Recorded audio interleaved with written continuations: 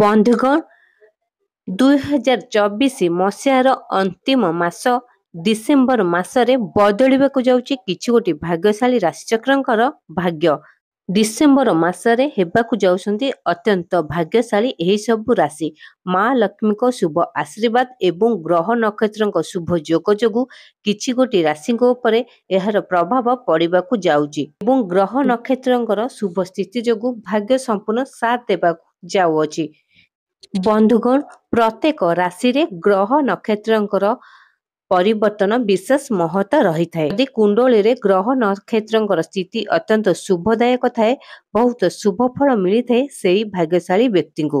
ତେବେ ସେହି ବ୍ୟକ୍ତିଙ୍କୁ ଭାଗ୍ୟ ସମ୍ପୂର୍ଣ୍ଣ ସାଥ ଦେଇଥାଏ। ଭାଗ୍ୟର ସମସ୍ତ କାର୍ଯ୍ୟର ପରିବର୍ତ୍ତନ ସମ୍ପୂର୍ଣ୍ଣ ରୂପେ ସେ ବ୍ୟକ୍ତିକୁ ମିଳିଥାଏ। ଏହି ଡିସେମ୍ବର ମାସରେ ଗ୍ରହ ନକ୍ଷତ୍ରଙ୍କର ଶୁଭ ସ୍ଥିତି 12 ଗୋଟି ରାଶିଚକ୍ରଙ୍କ ଉପରେ ପଡ଼ିବାକୁ ଯାଉଅଛି। ସେଥିମଧ୍ୟରୁ କିଛି ଗୋଟି ରାଶି ହେବାକୁ ଯାଉଛନ୍ତି ଅତ୍ୟନ୍ତ ଭାଗ୍ୟଶାଳୀ। ତା ସହିତ ଗ୍ରହ ନକ୍ଷତ୍ରଙ୍କ ସ୍ଥିତି ପରିବର୍ତ୍ତନ ଯୋଗୁଁ ବ୍ୟକ୍ତିଙ୍କ କୁଣ୍ଡଳୀରେ ଭାଗ୍ୟ ସମ୍ପୂର୍ଣ୍ଣ ସାଥ ଦେବାକୁ ଯାଉଛି। ଆସନ୍ତୁ ଜାଣିବା। ବନ୍ଧୁଗଣ 4ଟି ବଡ଼ ଗ୍ରହ ଯାହାକି ଏହି ଡିସେମ୍ବର ମାସରେ ରାଶି ପରିବର୍ତ୍ତନ କରିବାକୁ ଯାଉଛନ୍ତି। ଏହି ମାସରେ ଶୁକ୍ରଙ୍କର ରାଶି ପରିବର୍ତ୍ତନ ଯାହାକି ମକର ରାଶିରେ ପରିବର୍ତ୍ତନ କରିବାକୁ ଯାଉଛନ୍ତି।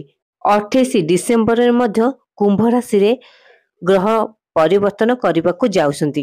ତା ସହିତ ଗ୍ରହମାନଙ୍କର ରାଜା ହେଉଛନ୍ତି ସୂର୍ଯ୍ୟଦେବ, ଯାହାକି ଧନୁ ରାଶିରେ ଚଳନ କରିବେ 15 ଡିସେମ୍ବରରେ। ଏହା ସହିତ ବୁଧ ଗ୍ରହ ଯାହାକି 16 ଡିସେମ୍ବରରେ ରାଶିରେ ଚଳନ କରିବାକୁ ଯାଉଛନ୍ତି।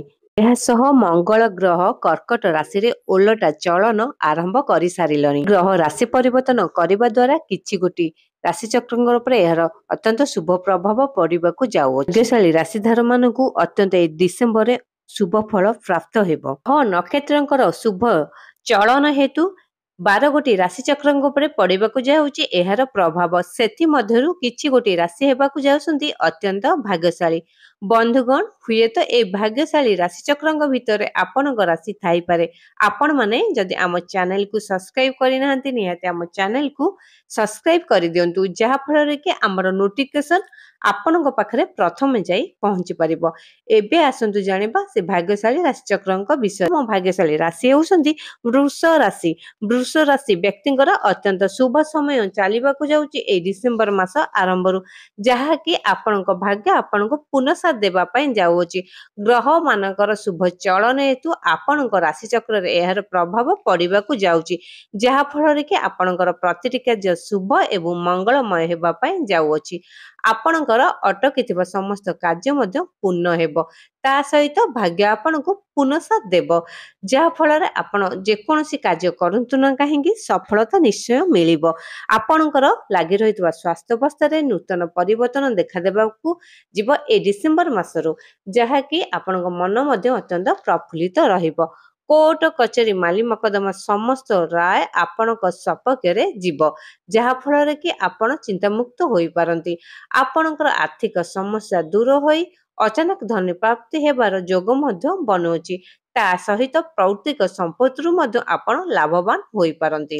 ବନ୍ଧୁ ଏବଂ ମିତ୍ରଙ୍କ ସହଯୋଗ ପ୍ରେରଣା ପାଇବା ସହିତ ଅତ୍ୟନ୍ତ ନୂତନ ପନ୍ଥା ମଧ୍ୟ ଅନୁକରଣ କରିପାରନ୍ତି। କଳା ସାହିତ୍ୟ କ୍ରୀଡ଼ାରେ ମଧ୍ୟ ଆପଣ ଅତ୍ୟନ୍ତ ଆନୁଷ୍ଠାନିକ କାର୍ଯ୍ୟ କରି ପ୍ରଶଂସା ମିଳିବ। ଚାକିରି କ୍ଷେତ୍ରରେ ଉଚ୍ଚ ପଦବୀ ପାଇବା ସହିତ ଦରମା ମଧ୍ୟ ଆପଣଙ୍କର ବୃଦ୍ଧି ପାଇବ। ସନ୍ତାନ ସୁଖ ପ୍ରାପ୍ତି ହେବା ସହିତ ଧନ ଲାଭର ଯୋଗ ମଧ୍ୟ ବନୁଅଛି। ଆପଣ ରାଜନୈତିକ କ୍ଷେତ୍ରରେ ଉଚ୍ଚ ପଦବୀ ପାଇ ଅନ୍ୟଠାରୁ ପ୍ରଶଂସାର ପାତ୍ର ମଧ୍ୟ ହୋଇପାରନ୍ତି।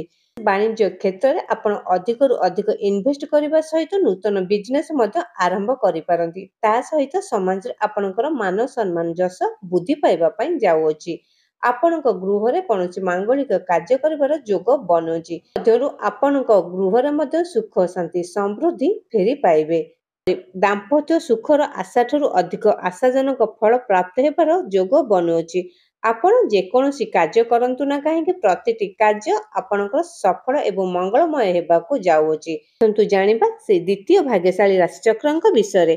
ଦ୍ୱିତୀୟ ଭାଗ୍ୟଶାଳୀ ରାଶି ହେଉଛନ୍ତି ମିଥୁନ ରାଶି। ମିଥୁନ ରାଶି ବ୍ୟକ୍ତିଙ୍କର ଅତ୍ୟନ୍ତ ଶୁଭ ସମୟ ଚାଲିବାକୁ ଯାଉଛି ଡିସେମ୍ବର ମାସ ଆରମ୍ଭରୁ।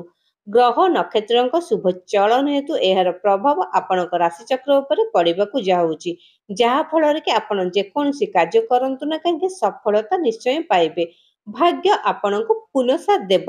ଆପଣଙ୍କର ଅଟକିଥିବା ସମସ୍ତ କାର୍ଯ୍ୟ ମଧ୍ୟ ସମ୍ପୂର୍ଣ୍ଣ ଭାବେ ପୂର୍ଣ୍ଣ ହେବା ପାଇଁ ଯାଉଅଛି। ଆପଣଙ୍କର ଲାଗି ରହିଥିବା ଆର୍ଥିକ ସମସ୍ୟା ଏବେ ଦୂର ହୋଇ ଅଚାନକ ଧନ ପ୍ରାପ୍ତି ହେବାର ଯୋଗ ମଧ୍ୟ ବନୁଅଛି। ତା ସହିତ ଆପଣ ପୌତ୍ରିକ ସମ୍ପତ୍ତିରୁ ମଧ୍ୟ ଲାଭ ପାଇପାରନ୍ତି। ଆପଣଙ୍କ ଆତ୍ମବିଶ୍ୱାସ ବଢ଼ିବା ସହିତ ଭଗବାନଙ୍କ ଉପରେ ଆପଣଙ୍କର ବିଶ୍ୱାସ ମଧ୍ୟ ବଢ଼ିବ। ଆପଣଙ୍କ ଗୃହରେ କୌଣସି ମାଙ୍ଗଳିକ କାର୍ଯ୍ୟ କରିବାର ଯୋଗ ବନୁଅଛି। ଆପଣଙ୍କ ପରିବାରରେ ସୁଖ ଶାନ୍ତି ସମୃଦ୍ଧି ଫେରି ପାଇବେ। ଆପଣଙ୍କର ଲାଗି ରହିଥିବା ସ୍ୱାସ୍ଥ୍ୟାବସ୍ଥାରେ ମଧ୍ୟ ନୂତନ ପରିବର୍ତ୍ତନ ଦେଖାଦେବ। ଆପଣ ଯେକୌଣସି କାର୍ଯ୍ୟରେ ହାତ ଦିଅନ୍ତୁ ନା କାହିଁକି ପ୍ରତିଟି କାର୍ଯ୍ୟ ଶୁଭ ଏବଂ ମଙ୍ଗଳମୟ ହେବାକୁ ଯାଉଛି ପ୍ରଭୁ ଗ୍ରହ ନକ୍ଷତ୍ରଙ୍କ ଶୁଭ ଚଳନ ହେତୁ। ଏବେ ଆସନ୍ତୁ ଜାଣିବା ତୃତୀୟ ଭାଗ୍ୟଶାଳୀ ରାଶିଚକ୍ରଙ୍କ ବିଷୟରେ। ତୃତୀୟ ଭାଗ୍ୟଶାଳୀ ରାଶି ହେଲେ କନ୍ୟା ରାଶି। କନ୍ୟା ରାଶି ବ୍ୟକ୍ତିଙ୍କର ଅତ୍ୟନ୍ତ ଶୁଭ ସମୟ ଚାଲିବାକୁ ଯାଉଛି ଏ ଡିସେମ୍ବର ମାସ ଆରମ୍ଭରୁ। ଗ୍ରହ ନକ୍ଷତ୍ରଙ୍କ ଶୁଭ ଚଳନ ହେତୁ ଆପଣଙ୍କ ଭାଗ୍ୟ ପୁନଃସାଥ ଦେବା ପାଇଁ ଯାଉଅଛି, ଯାହା ଫଳରେ କି ଆପଣଙ୍କର ଅଟକିଥିବା ସମସ୍ତ କାର୍ଯ୍ୟ ପୂର୍ଣ୍ଣ ହେବ।